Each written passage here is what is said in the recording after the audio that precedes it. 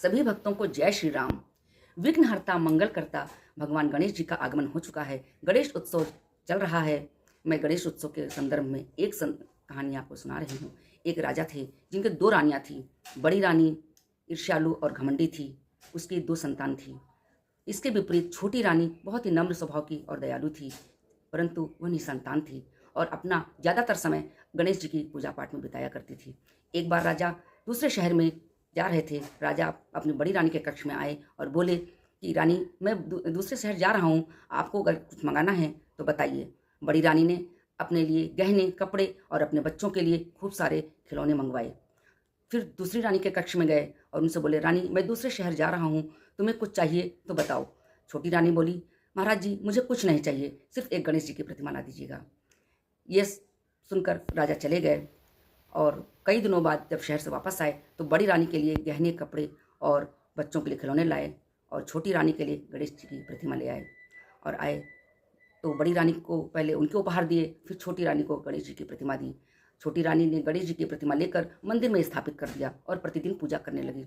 जिस दिन से गणेश जी की प्रतिमा आई है उस दिन छोटी रानी के लिए सब कुछ अच्छा होने लगा।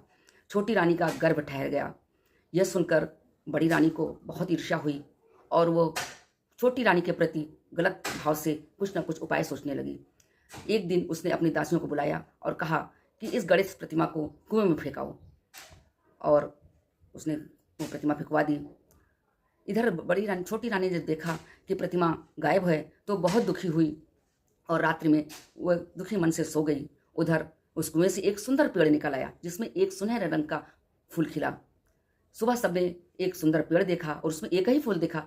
सब उस फूल को पाने के लिए लालायित हो गए, परंतु वो फूल किसी के भी हाथ ना लगा। राजा आए, बड़ी रानी आई, सबने कोशिश की उसे पाने की, परंतु किसी के हाथ में नहीं आया। फिर छोटी रानी को बुलाया गया। छोटी रानी आई और अपना आंचल फैला दिया। वो फूल टूटकर छोटी रानी के आंचल में आ गया और गणेश प्रतिमा के रूप में परिवर्तित हो गया। सबको यह देखकर बड़ा आश्चर्य हुआ कि गणेश जी की मूर्ति कुएं में कैसे आई। गणेश जी प्रकट हुए और बोले कि ये मूर्ति किसने फेंकी है, मैं सारा वृतांत सुनाता हूँ। उन्होंने सारा वृतांत बताया। यह सुनकर बड़ी रानी बहुत शर्मिंदा हुई और उसने माफ़ी मांगी। फिर 9वें महीने छोटी रानी के गर्भ से एक सुंदर बालक का जन्म हुआ। इस तरह से गणपति जी ने छोटी रानी के लिए बहुत चमत्कार किए और छोटी रानी का जैसा भला किया वैसे गणपति बप्पा सबका भला करे। बोलो गणपति बप्पा मौर्या।